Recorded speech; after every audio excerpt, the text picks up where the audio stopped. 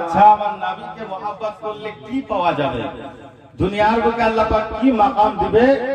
কবি কি লিখছে দেখুন, গজলের মাধ্যমে একবার জোরে বলা যাবে সুবহানাল্লাহ। আমার মনে জল্পনা কল্পনা নবী যাব আমি সোনার মদিনা।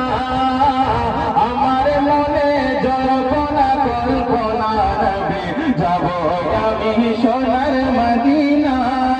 ও তোমায় ভালোবাসে যারা আল্লাহর ওলি হইব তারা, ভালোবাসে যারা আল্লাহর ওলি হইব তারা, তোমায় ভালোবাসে যারা আল্লাহর ওলি হইব তারা।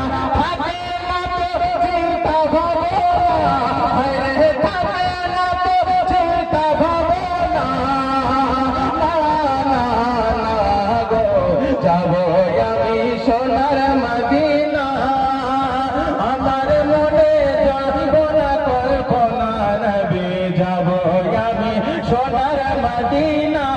নবী যাব আমি সোনার মদিনা, নবী যাব আমি সোনার মদিনা, না না না গো যাব আমি সোনার মদিনা। আমার মনে জল্পনা কল্পনা নবী যাব আমি সোনার মদিনা, যাব আমি সোনার মদিনা, যাব আমি সোনার মদিনা। জোরে বলুন না সুবহানাল্লাহ। আলহামদুলিল্লাহ। আপনাদের শোনার আগ্রহ আছে নাকি বলেন?